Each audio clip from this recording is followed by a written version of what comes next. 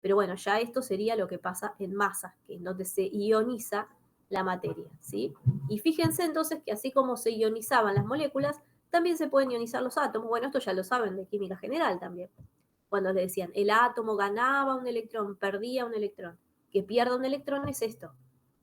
El átomo consiga mucha energía y entonces ese electrón se pueda ir del átomo, ¿sí? Suba energía hasta una energía en la que pueda ya salirse de estos niveles permitidos, ¿sí? Pero bueno, esto es a modo informativo. Nosotros nos vamos a quedar más en esta teórica con absorción atómica y emisión atómica, ¿sí? A ver, doy admisión.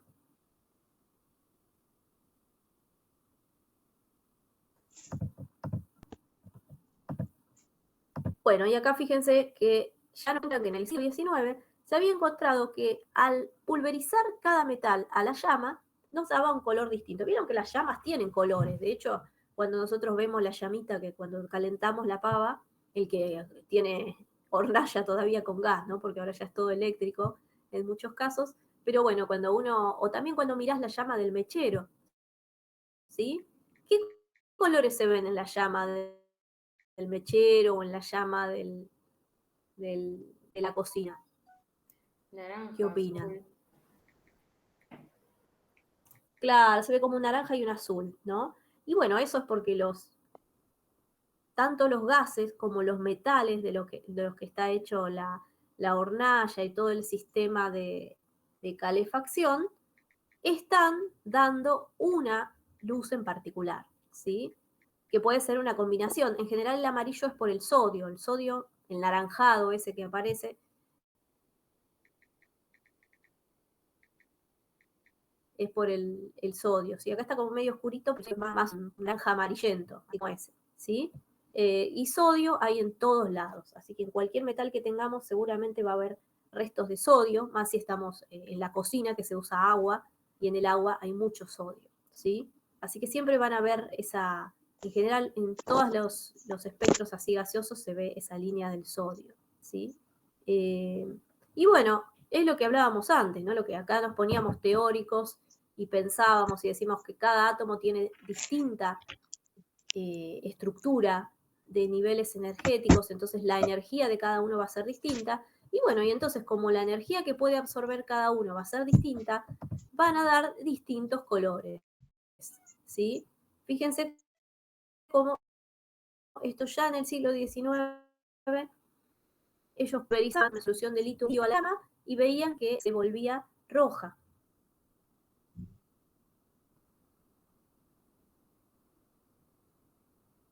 Pulverizaban una solución naranja. A ver si corre. Pulverizaban, bueno, y así todo.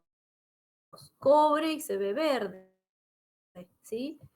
De toda forma, se daban cuenta que podían identificar a esa solución de metales con un color. Entonces, si tenían una solución de metal sin etiqueta, la pulverizaban y decían, ah, bueno, da un lila, debe ser que esa solución tiene potasio, ¿sí? Al menos podrían saber que tiene potasio. Y entonces, conociendo la longitud de onda a la que emite, podemos identificar al elemento, ¿sí? Eso sería lo que ya les pasaba. Y entonces, si uno construye un equipo un poquito más preciso en el que pueda leer la longitud de onda en la que están emitiendo estos colores, uno podría tener una cierta identificación del elemento, ¿sí? Y además, más que la identificación, si uno pudiera medir la intensidad con la que se ve ese color, podríamos tener también cuánta cantidad del elemento tenés, que le importa mucho a la química analítica, ¿no? Medir, por ejemplo, cuánto potasio tenemos en esa solución que estamos analizando, ¿sí? O cuánto litio. Y bueno, eso entonces también fue posible perfeccionando este método, ¿no? Porque este método de la llama es un poco rudimentario, pero perfeccionándolo es lo que se analiza en la espectroscopía atómica, que es lo que vamos a ver ahora.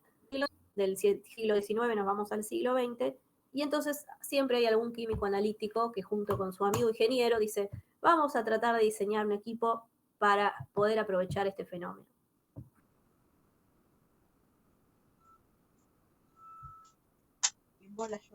Y entonces aparecen los equipos de absorción, ¿sí? Y en una para, fíjense que se usa en el modo de absorción atómica, ¿sí? Ya vamos a ver por qué. Después de esa lámpara va a haber una celda atomizadora, ¿sí? No se confundan con masa, porque en espectroscopía de masa, espectrometría de masa, teníamos una celda, ¿cómo se llamaba? Que era la que, por ejemplo, se bombardeaba con electrones o se hacía desorción.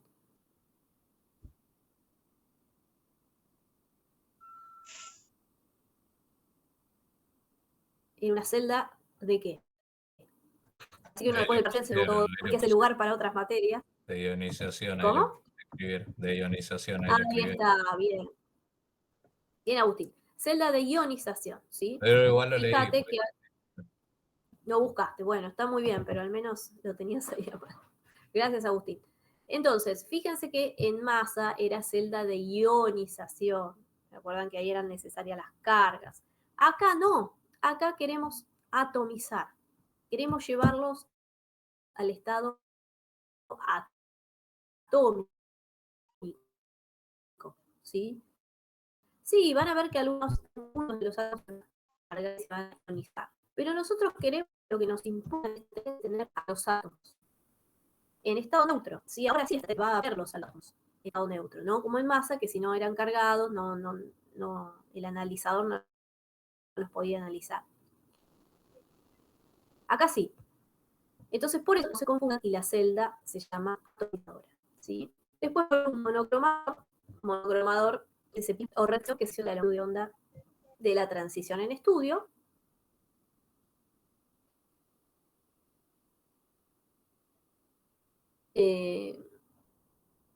Bueno, acá fíjense que les habla de la muestra a los átomos en el estado de alta energía, ¿sí? Que contaba al comienzo. Ahora queremos tener a los átomos aislados. Entonces, después de llevarlo a vapor, hay que separar esas moléculas para que libere esos átomos de ese metal que quiero estudiar, ¿sí? Para que así libres como están puedan dar su espectro de emisión o de absorción, ¿sí?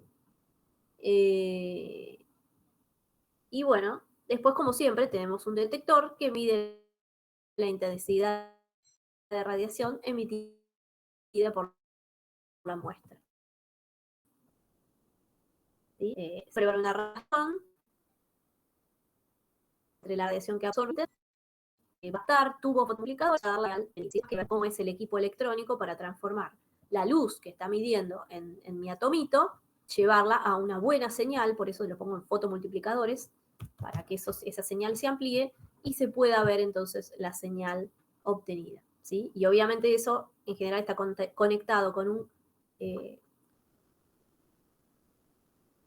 computador que me va a llevar esa señal a un número. Densidad de todas tantas cosas, ¿sí? Absorbió, ¿sí? Así que bueno, hay partes que ya vamos conociendo y vamos viendo que en todos los equipos son iguales.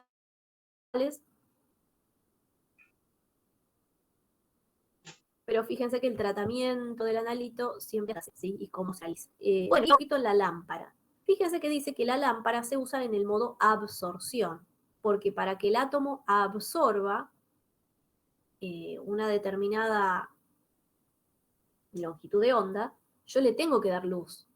¿Se acuerdan? Porque si no, el átomo no recibe, volvamos al grafiquito de absorción, ¿sí?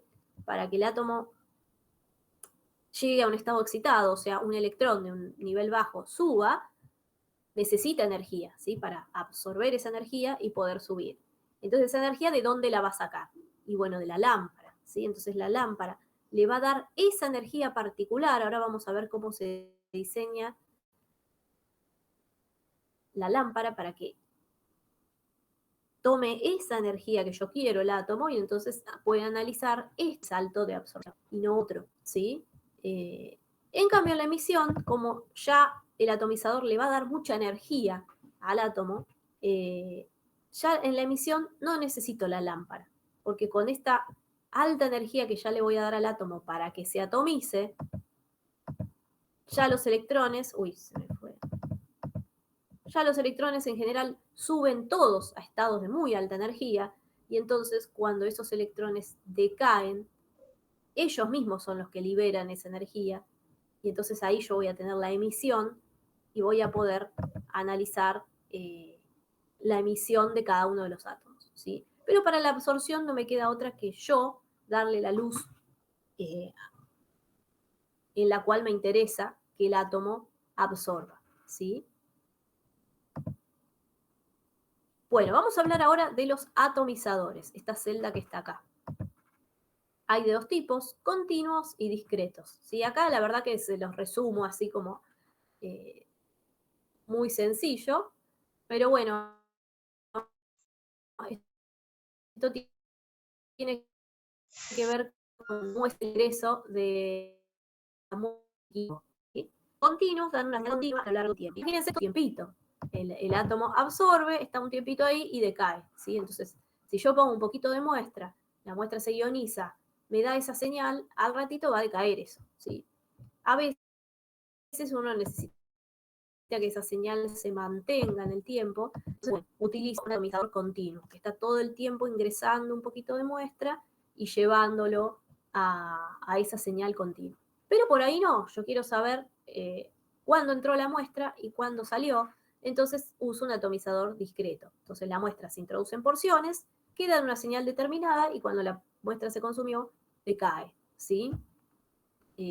Son dos tipos de ingreso de la muestra al equipo. Y ahora, vamos a ver, acá en esta teórica nos vamos a plantear estos dos atomizadores, el de llama y el electrotérmico. Hay uno por plasma, que está bueno, después voy a ver si les consigo un video o algo, porque como fue posterior, no está en esta teórica, porque esta teórica está más a modo de como lo daba la otra profe, que estos son los tradicionales, ¿sí? Pero ahora el de plasma se está usando mucho, así que también me gustaría que lo conozcan, ¿sí? Pero bueno, estos dos son los que se van a tomar porque están en el apunte. ¿Qué pasa con el atomizador de llama? Bueno, ya un poco se los introduce el término de llama. Lo que hago con la muestra es darle muchísimo, muchísimo calor. Entonces directamente se enciende ahí un mechero y entonces, ¿qué va a pasar cuando yo caliento la muestra con todo el calor? Y bueno, van a pasar todos estos pasos que están acá. Yo tengo al analito, lo introduzco en una solución, por eso está como en un vasito, ¿sí? Lo primero que pasa cuando yo caliento mucho, y bueno, esa muestra que está en solución va a pasar a estado vapor, que se acuerdan que era lo primero que necesitamos, ¿sí? Entonces va a haber como una nebulización, se va a desolvatar. ¿Qué es desolvatar? Que los átomos se van a separar del solvente, ¿sí? Desolvatar. Y se va a empezar a volatilizar, porque claro, acá en solución, ¿qué pasa? La molécula que sea va a estar unida a moléculas de agua también, que la están rodeando y que están interactuando entre sí. Entonces la muestra se nebuliza, se desolvata, y ahí se llega, y ahí sí se volatiliza, ¿sí? Libre, digamos, libre de iones, de moléculas de agua o de solvente. Y entonces ahí llego a esas moléculas gaseosas que yo necesitaba para que estén muy separadas, que no tengan interacción entre sí. Pero no, yo no quiero llegar a moléculas, quiero llegar a átomos. ¿Se acuerdan que estamos en espectroscopía atómica? Pero bueno, como el calor ese de la llama es súper alto, una vez que llegan a moléculas, y si le sigo dando con la llama, ya las moléculas van a disociarse, o sea, se van a desarmar, van a poder captar esa energía para romper las energías de unión que tienen los átomos en la molécula, y entonces van a pasar al estado atómico, ¿sí? Claro, ¿qué pasa con esos átomos? Algunos, fíjense que se van a ionizar, ¿sí? Pero bueno, lo más importante es llegar a átomos. En las técnicas, en los libros, cuando leen esta técnica, van a ver que el que va a emitir o el que va a absorber van a ser las poblaciones de átomos que quedaron en el estado átomo neutro. Pero claro, como hay tanto calor, va a pasar de todo ahí. El átomo, algunos se van a ionizar, otros van a pasar a estado a estados excitados, o sea, sus electrones van a subir, ¿sí? Y fíjense entonces que los iones también van a pasar a estados excitados, los átomos neutros también, y las moléculas gaseosas puede que pasen a estado excitado también, ¿sí? Entonces, si yo caliento y no le pongo un selector de longitud de onda, puede que vea un montón de cosas en mi equipo, ¿sí? Puede que vea un montón de longitudes de onda que se están emitiendo, porque acá está pasando de todo, ¿sí? Tengo moléculas que suben, algunas moléculas que quedan unidas, que emiten, tengo átomos y tengo iones emitiendo, ¿sí? Entonces, vean que en la llama pasan un montón de cosas. Después uno tiene que ser vivo en el equipo y ver cómo hace para analizar esa longitud de onda que a mí me interesa, ¿sí? Entonces, por eso es que vamos a ver cómo es el equipo. Bueno, entonces, acá yo tengo, acá ya está como el equipo más completo. Por un lado, me vuelven a poner la llama, ¿sí? En la cual yo voy nebulizando la muestra entra en contacto con la llama y pasan todos esos fenómenos que vimos en la diapositiva anterior, ¿sí? Bueno, en esta llama entonces hay un montón de emisiones, de un montón de cosas que se están produciendo ahí en la llama.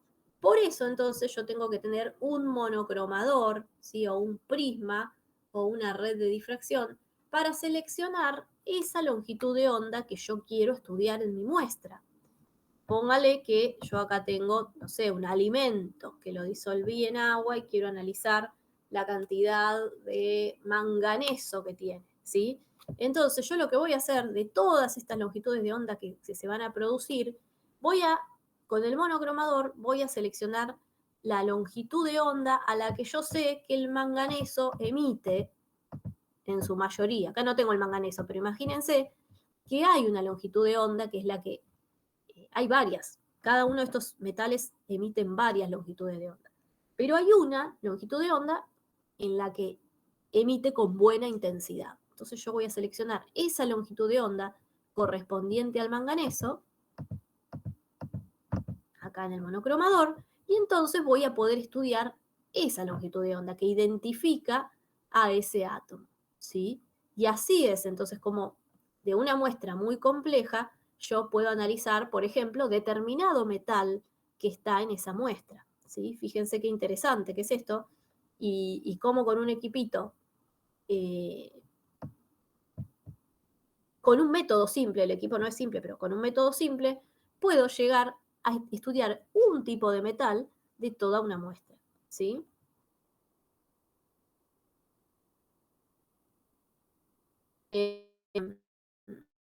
Bueno, es lo que la otra pasa a todos los gaseosos. Bueno, claro, hay que poner junto un oxidante y un complejo para que se prenda la llama, ¿sí?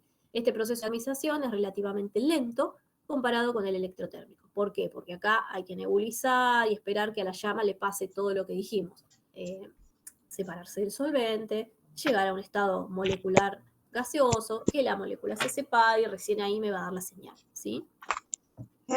Bueno, por eso acá dice fotómetro de llama, ¿sí? Porque necesita de flama, ¿sí? Atomizar. Vamos a comparar otro tipo de atomizador que lo vamos a sacar en esta teórica, que es el atomizador electrotérmico, ¿sí? Bueno, como el otro daba energía por medio de la llama, este atomizador da energía por medio de un potencial eléctrico, ¿sí? Entonces yo pongo a mi muestra en este tubito, ¿sí?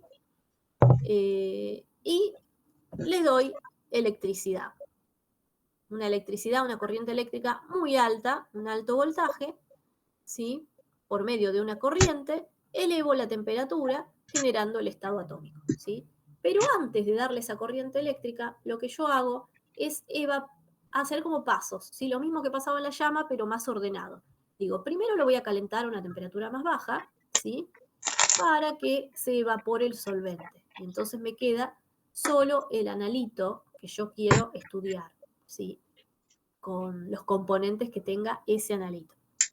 Y luego que evaporo el solvente, ahí incremento un poco más la temperatura para que la muestra me quede en estado de cenizas, ¿sí? ¿Los que hacen alimentos han analizado cenizas en algún momento? Sí, profe. Yo, por ejemplo, en harina. O también Claro. en harinas y en gránulos de kefir también. Ahí está. Entonces, el alimento, por ahí la gente de biotecnología no sé si mide cenizas. ¿Midieron cenizas alguna vez? O los de ambiental, no sé, porque ya hay poquitos, pero ¿la gente de biotecnologías le suena medir cenizas de una muestra? En general no lo hacen, pero Creo Yami, que lo habíamos hecho, o no, en taller 2. ¿Puede ser ¿con algo qué muestra? con la miel o estoy acordándome mal? Ah, bueno, pero también con un alimento, ¿sí? Fíjense que Profe, siempre hay un... y por Sí. ejemplo, ¿se puede medir en sangre? ¿Serviría, o sea, se mide en sangre? ¿Se hace cenizas en sangre, por ejemplo? Sí, se puede hacer, pero no es lo más común, porque por ahí para sangre se detectan otras cosas. Vos decís para detectar. Ahora lo que vamos a ver es que esta técnica de espectroscopía atómica de absorción y emisión está muy planteada para los metales, ¿sí? Porque los metales son los que resisten este fuerte calor, llegar a estado ceniza, ¿sí? Y además los metales son los que emiten en estas longitudes de onda en el visible, que nosotros las podemos seleccionar con un monocromador, ¿sí? Hay otros componentes, por ejemplo, los no metales, algunos se pueden ver por esta técnica, pero no todos, ¿sí? Entonces, por eso es una técnica muy para analizar metales, en alimentos o en... Pero bueno, más allá de la espectroscopía atómica, las cenizas sirven para analizar un montón de cosas, ¿sí? Cuando yo voy a estado ceniza es porque me quiero liberar del solvente, me quiero liberar de todas las uniones y quiero ver lo que queda en esas cenizas, que obviamente van a quedar las cosas muy fuertes que no se destruyen con el calor, por ejemplo, los metales. ¿Sí? Vos te referís a eso, por ejemplo, metal en sangre o algo así. ¿Qué analizaste? Porque la miel, por ejemplo, ¿qué analizaron en la miel cuando me midieron cenizas? ¿Se acuerdan? Si No, mal para mí cenizas no medimos, profe, en la miel. puede ser que esté La, hume- confundida yo. la humedad y eso. Sí, claro, la humedad, me acuerdo que la humedad lo habíamos medido. Sí, pero Claro, la no. humedad puede ser. Capaz que lo leí y nada que ver. No, lo había comentado Las la profe cenizas, también que se puede hacer, pero no llegamos a hacerlo, el de ceniza. Ah, ok. ok. Claro, bueno, pero fíjense que las cenizas son también un control de calidad para ver cuántas cosas no evaporables o no combustionables tiene esa muestra, ese alimento, ¿sí? Hay un montón de cosas que cuando uno quema algo quedan ahí como carbonadas, ¿sí? Fíjense si yo quemo un tronco, ¿no? Un tronco de un árbol. Me va a quedar todo una cosa carbonizada ahí, ¿sí? Que de acuerdo a la composición o a la madera que se hace tronco, yo voy a tener un peso de cenizas, ¿sí? Entonces, de alguna forma yo puedo asociar un tipo de madera a la cantidad de cenizas que yo obtenga de esa.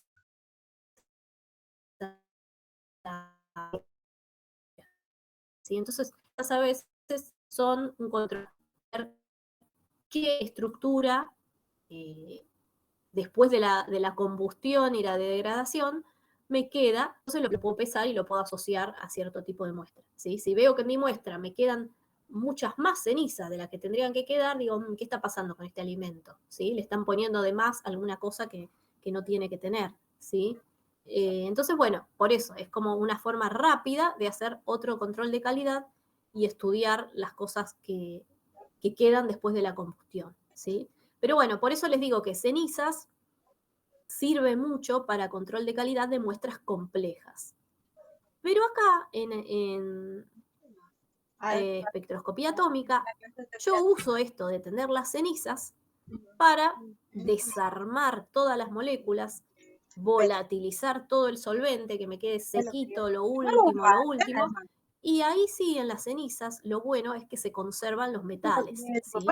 Entonces yo degrado todo, quemo todo, y en esa cenicita que me queda abajo, ahí van a estar los metales de mi muestra. Metales muy resistentes a alto calor. Entonces, una vez que ya cenizas, voy a analizar los metales. Sí, consulta. ¿Esto también se Sí, podría ahí hacer hablaba. para la medición de metales en el agua o en el suelo? Claro, sí, porque fíjate que antes veíamos que se metía la muestra. Lo que pasa es que es medio incómodo meter cosas líquidas en este equipito de justo el que estamos viendo ahora. Pero viste que el de la llama, vos tenías una solución que nebulizás. Entonces fíjate que podés meter una muestra de agua, nebulizarla, llevarla a la llama y hacerle todo el estudio de metales, ¿sí? Así que en el de llama, seguro. En este, como el dispositivo es un tubito así, es más fácil meterle cosas sólidas. Pero capaz que si le evaporas todo y dejas las cenizas y pones las cenizas, también se puede, ¿sí? Así que sí, exactamente. O sea, para aguas, para analizar trazas de metales en aguas, esta técnica es muy utilizada, ¿sí? Así que está muy bien lo que dice Viviana, ¿sí? Bueno, eso es un poco para contarles que acá dice, se lleva la muestra a cenizas. Ahí lo están viendo, ¿no? No se compartió, me parece. Ah, sí, se compartió. Entonces esto de las cenizas es algo que se usa mucho para muestras complejas, para liberarse del solvente y demás, ¿sí? Bueno, y fíjense que entonces tengo las cenizas, pero tengo ahí en las cenizas un montón de cosas. Entonces lo que tengo que hacer es elevar por medio de una corriente muchísimo la temperatura, y entonces ahí de las cenizas ya rompo las últimas interacciones y genero el estado atómico, ¿sí? Genero el estado atómico de esas, por ejemplo, de esos metales que puedo tener ahí, ¿sí? Pero voy a tener, como siempre, un montón de cosas complejas que estén emitiendo. Bueno, la idea es que después del atomizador haya un monocromador para seleccionar esa longitud de onda que a mí me interesa, ¿sí? ¿Cuál es la ventaja de este equipito? Bueno, que vean que todo es como más ordenado acá. En el otro le dábamos fuego, fuego, fuego, fuego y la cosa se producía, pero acá es como más ordenado. Primero la temperatura se calienta de a poco, se va el solvente, después caliento un poco más para llevar a cenizas y recién ahí voy a darle una corriente para atomizar, ¿sí? Es todo muy ordenado. Y ven que acá hay como un tubito donde se pone la muestra, ¿sí? Un tubito que resista la corriente eléctrica, que haga pasar, perdón, la corriente eléctrica. Entonces, por eso, ven, la muestra se pone acá, por eso en general se pone en estado sólido, ¿sí? Es una técnica mucho más sensible y acá dicen que comparada con el atomizador a la llama es mucho más rápido, ¿sí? La verdad que yo nunca usé este equipo, así que no les puedo contar cuál es la diferencia, pero bueno, se ve que al ser más ordenado y más rápido, tiene varias ventajas.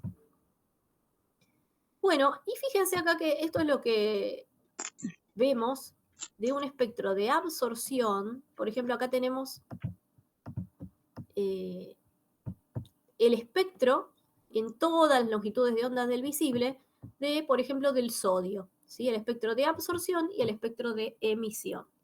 Claro, la emisión, recuerden que es la luz que nos da el átomo. El átomo, cuando bajan sus niveles de energía, nos van dando bandas de emisión, ¿sí? Entonces emite acá, emite acá, emite acá y emite acá. ¿Y por qué emiten 4 lugares el sodio? ¿Qué opinan? O sea, si yo mido en todas las longitudes de onda, veo que, bueno, acá hay una zona donde emiten todos, ¿sí? Ven que es como esta zona, o al menos emiten un montón de liñitas, pero fíjense que acá tiene un patrón de emisión de 4 bandas, de 4 líneas se llama, ¿sí? Sí, Agus, ¿qué decías? Los isótopos, ¿no es? Por los isótopos. ¿Por qué? ¿Qué relación hiciste con los isótopos? ¿Decir Y que por cada uno de la- estos es un isótopo, decís vos?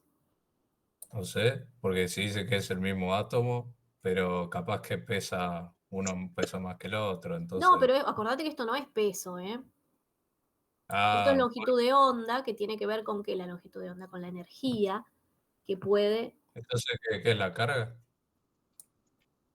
No es la carga tampoco, porque acordate que para la carga se tiene que ionizar. Y esto solamente estamos llevando los electrones a niveles de energía superiores e inferiores, ¿sí? Es lo que habían dicho antes, ¿sí? Por ahí. Cada átomo tiene, Los niveles de energía de cada átomo, profe. exacto, tiene un mismo átomo, puede tener probabilidad de tener, por ejemplo, 4 saltos de escalón, digamos, de niveles de energía muy favorables, ¿sí? Si vos me decís, bueno, ¿y cómo sé? Y bueno, eso, los saltos favorables lo estudia la fotoquímica y la química cuántica, ¿sí? Pero en el sodio, por cómo son sus niveles de energía y por cómo está construido el átomo, tiene 4 saltos muy favorables de energía.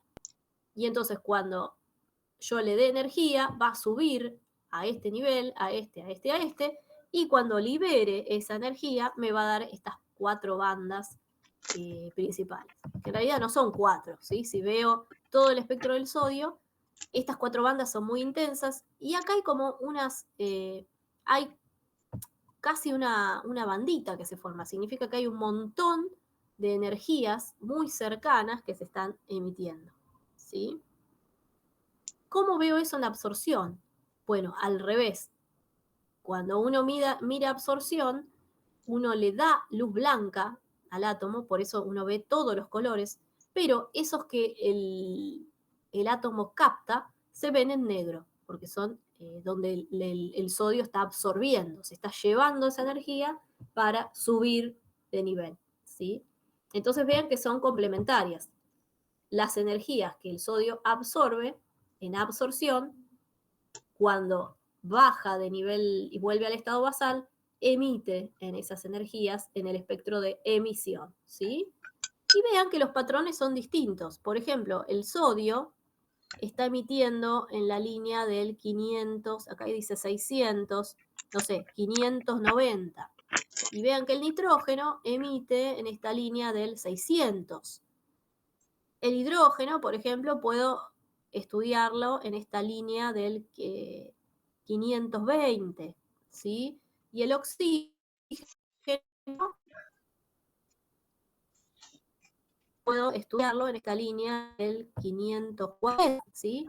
¿Por qué les estoy hablando de esto? Porque si yo tengo una muestra que tiene un montón de metales, si yo estudio con mi monocromador una longitud de onda característica de ese metal, por ejemplo, fíjense que esta banda solo la tiene el sodio, no la tiene ni este, ni este, ni este.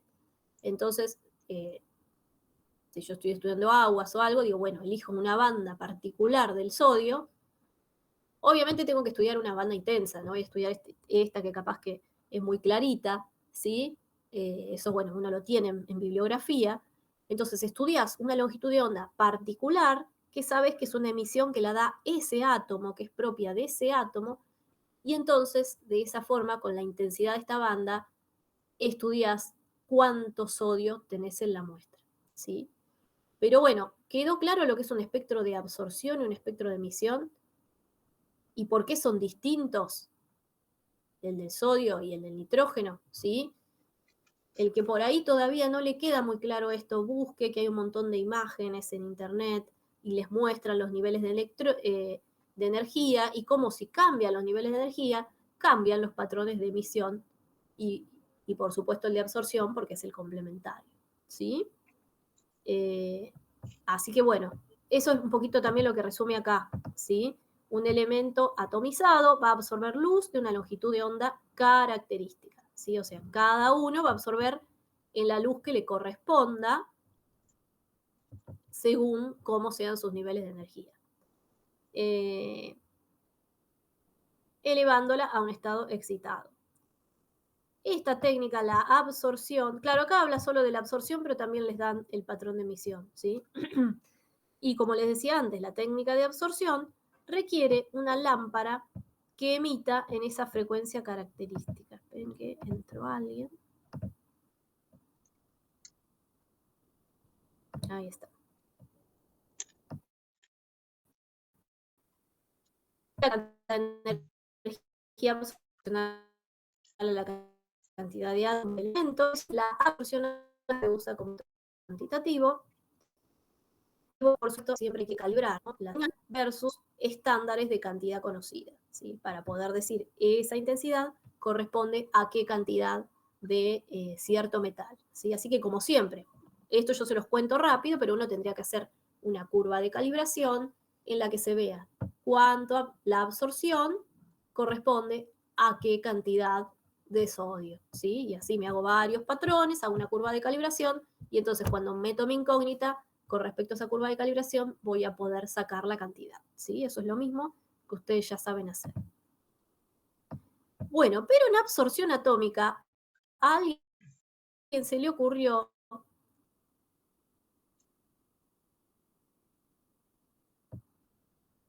y dijo, si en lugar de solo dar la capa de luz va a absorber en un lugar, pero solamente le doy la luz, por ejemplo, a 500 nanómetros, y bárbaro, porque no voy a obtener todas estas emisiones, ¿sí? Porque si yo le doy con luz blanca, el problema es que me va a estar dando también, va a haber un montón de luz extra en el equipo que me puede llevar a errores.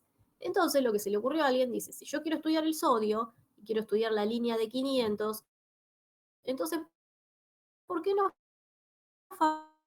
fabrico una lámpara que solo a 500? Antes lo hacíamos también con el monocromador, pero acá se les ocurrió un método más fácil, porque como yo sé que el sodio emite en esta longitud de onda y me va a emitir a 500, alguien dice, ¿y por qué no hago una lámpara que adentro tenga solamente sodio? ¿Sí?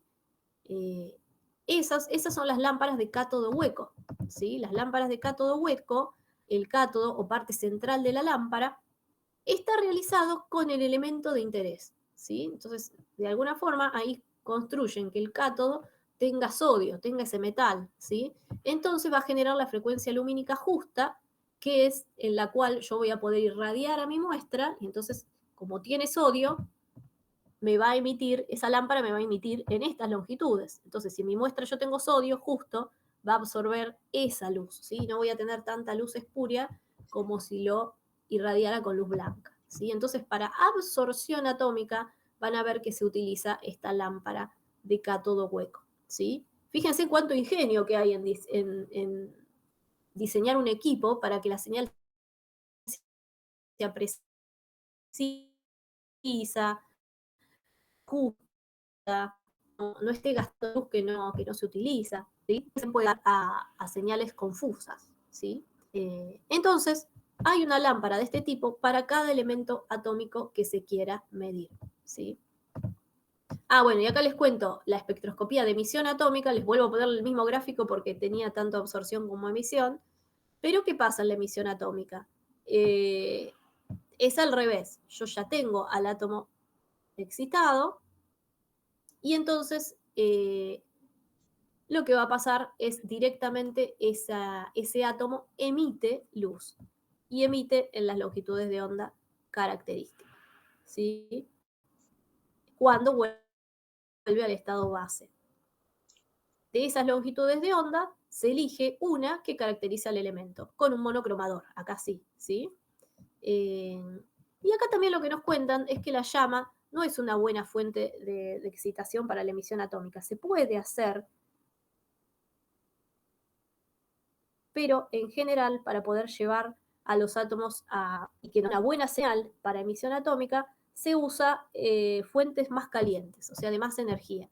Y en general son los métodos por plasma, ¿sí?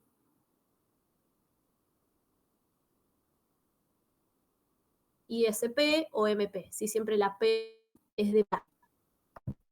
Bueno, acá les resumen, la que es concepto, entonces les hago un cuadro resumen acá para que más o menos vean por qué en algunos casos se usa absorción y en otros emisión atómica, ¿sí? Bueno, la absorción es mayormente cuantitativa. ¿Por qué? Porque yo puedo, con ese truco de tener la lamparita de cátodo hueco del elemento y irradiar en una sola longitud de onda, que la muestra me absorba ahí solamente, entonces me puedo dedicar mucho a una solita banda y entonces hacer una cosa más cuantitativa, ¿sí? Estudiar cuánto sodio tengo, si tengo mucho o poco. En cambio, la emisión atómica sí, a veces puedo ver todo el patrón de bandas, ¿sí? Dejarlo que emita. Fíjense, si en el sodio yo veo este patrón de banda y veo estas 4 emisiones, ya esto es como una huella digital del sodio, ¿sí? Porque fíjense que otro elemento no tiene justo esos 4, esas 4, este patrón de bandas, yo puedo identificar en esa muestra tengo sodio, ¿sí? Entonces, de esa forma, una forma cualitativa, puedo saber qué metales hay. Y por otro lado, también puedo hacer algo cuantitativo, ¿sí? Eligiendo una banda y estudiándola. ¿Cuáles son las ventajas? Con absorción tengo un análisis cuantitativo rápido y fiable de un elemento determinado, porque elijo esa única banda que tiene ese elemento. La ventaja de emisión es que puedo realizar un análisis simultáneo de varios elementos metálicos, ¿sí? Porque en emisión, ahí sí, poner varias bandas, seleccionar, no sé, esta banda y esta banda. Y como el comienzo de la emisión es un proceso general en el que yo le doy energía a todos los átomos, todos suben a estados superiores, y de ahí cada átomo va a decaer según su longitud de onda, bueno, yo como que puedo estudiar todo el proceso junto, ¿se entiende? ¿Y cuáles son las limitaciones? Bueno, acá tengo que medir de a uno los metales, según cada uno qué lámpara de cátodo hueco voy usando. Y bueno, y en general la absorción es solo aplicable a metales, ¿sí? ¿Por qué? Porque son los que me dan una buena señal de absorción en el visible, ¿sí? Y en la emisión puedo estudiar algunos halógenos. No, acá me dice que sí, algunos halógenos y algunos no metales, no todos, ¿sí? Y bueno, ¿cuáles son las limitaciones de la muestra? Que tanto las muestras sólidas como las muestras líquidas deben digerirse, ¿sí? ¿Qué significa digerirse? Esto que decíamos que hacen los equipos. O la tengo que nebulizar, o la tengo que carbonizar, o la tengo que llevar a cenizas para que mi muestra esté lista para analizarse, ¿sí? Entonces, no puedo meter cualquier muestra en el equipo, como siempre, la tengo que preparar, porque imagínense que tiene que llegar al estado atómico. Si no llego a un buen estado atómico, no se va a dar esto de la absorción y la emisión en una... Bueno, y hasta acá llega la teórica de hoy. Vieron que fue cortita, en 1 hora la tuvimos, ¿sí? Quiero ver si consigo un videito del de plasma, el atomizador de plasma, que se está usando mucho ahora y por ahí en el apunte teórico para ver más explicado, pero también este tema es solo un complemento. De hecho, el año pasado los chicos lo estaban solos, les dábamos un video y se cortó. Están ahí, ¿no? Ah, no, ahí está. Me salía que se iba. No, profe, pero yo no prendí el video porque se me corta un montón, entonces digo, no sé si soy yo o es usted, pero por eso no he prendido el video. Sí, es como que se cargara Claro. lo que usted habla, se tilda usted, y lo que todo usted habló, lo dice todo rápido. O sea, así parece. Hay cosas que no le entendimos.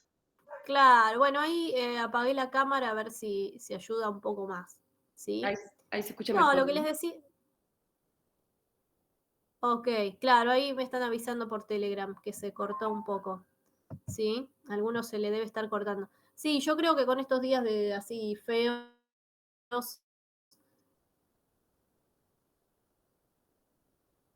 la señal es malísima. Claro, y cuando llega todo de golpe es porque como que se corta y después malísimo. Es que tienen el apunte teórico siempre, ¿sí? Para ampliar. Ay, se volvió a cortar, me parece. A ver si ahí volvió. Se escucha. Hagan eso, chicos. Todo esto que yo dije, amplíenlo con el apunte teórico y si no, pronto nos vamos a ver en el laboratorio. Entonces aprovechen ahí para traer las dudas, si se quedaron con alguna duda entre la diferencia de absorción-emisión. Y si no, también consulten los libros que están en la biblioteca sobre técnicas analíticas, ¿sí? Que ahí por ahí pueden ampliar un poco más, ver los equipos, eso también les puede ayudar, ¿sí? O bueno, Internet, lo que pasa es que en Internet hay cosas que están bien y cosas que están un poco más confusas, ¿sí? En el libro se aseguran de que eso está verificado. Bueno, ¿qué vamos a hacer con el tema parciales? ¿Sí? Cambio así de tema. Yo ya tengo las notas, así que lo que voy a hacer es, ahora denme 15 minutitos, subo las notas al campus y ustedes así ahí pueden ver las notas.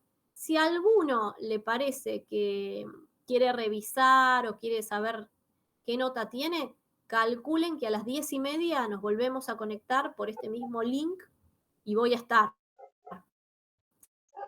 ¿sí? Con Para los una revisión, dice usted, o sea, si parciales tenemos en dudas. mano, por si me quieren preguntar algo. Claro, si tienen duda de un punto, lo que quieran, acá me lo mandan. Igual después no se preocupen que los llevo al laboratorio para que los vean más tranquilos, ¿sí? Pero por ahí si alguno, no sé, que hoy quiere saber algo, aprovechen esta revisión, ¿sí? Después no me pidan la foto. Chicos, imagínense que la foto no les podemos mandar del parcial porque sería mandarle, lo justo sería mandarle a los 90 alumnos las 90 fotos. Eso es algo que no se puede, ¿sí? Entonces, aprovechen el momento de la revisión que va a ser hoy, o si no, el día del laboratorio los voy a llevar en papel, por ahí para el que quiera ver así tranquilo su parcial, las revisiones. Ahí sí, si quiere, el que quiere le saca foto por sí mismo, ¿sí? El día del labo, que va a ser el miércoles que viene, no, el otro creo que nos toca, ¿no? Por lo que estaba viendo. Así que bueno, pero por ahí algunos ya hoy quiere saber algo, entonces 10:30 me vuelvo a conectar y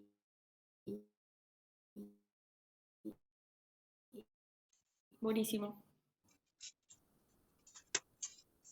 para ¿sí? Ya voy eso, listo. Lo dejamos para el día ese del labo que lo ve tranquilo, ¿sí? A ver, María, sí, tenías una duda. María Ferletic. Sí, hola, buen día. Con respecto a la reentrega del informe 1, ¿cómo se lo enviamos? Sí. La verdad que eso quedó en stand-by porque como chicos, ¿saben cuál fue el problema? Que yo el sábado, después que usted que rindió la segunda comisión, yo rendí un examen. Entonces imagínense que ahí me atrasé muchísimo con las correcciones. Entonces lo mismo que les dije el miércoles es lo que tengo hoy para decirles. No miré más los informes porque me tuve que dedicar a corregir los parciales, que ya es como más importante para que sepan la nota. No se preocupen que van a tener tiempo. Ahora cuando termine de corregir, miren, todavía me falta corregir lo del sábado, ¿sí? Los parciales del sábado. Claro, bueno, gracias. Una vez que termine de corregir los parciales, me dedico de lleno a informes y a abrirles ese espacio que todavía les debo para que entreguen las correcciones, ¿sí? O el que no lo pudo subir correctamente también va a tener ese espacio para subirlo. Lo que sí les pido que alguno del grupo esté atento al mail, porque si digo esta semana se abre para las correcciones, que se avisen entre ustedes, ¿sí? Voy a avisar igual por el Telegram. Así esa semana todos los que deben cosas lo pueden subir. Pero bueno, sí, yo estoy un poco en falta porque esta semana estuve rindiendo yo también y prioricé los parciales, ¿sí? Imagínense que nos toca armar el parcial, armar otro tema para el sábado, corregir. Entonces, bueno, eso nos llevó un poquito de tiempo. Así que bueno, ya en breve, la semana que viene, nos ponemos con tema informe y tema recuperatorio del parcialito para el que necesite recuperar, ¿sí? No, no voy a tomar presente, Dayana, prefiero apuntar al... Bueno, así que el que quiera, a 10:30 nos volvemos a conectar a revisar un poco el parcial. El que no quiera, directamente lo ve el...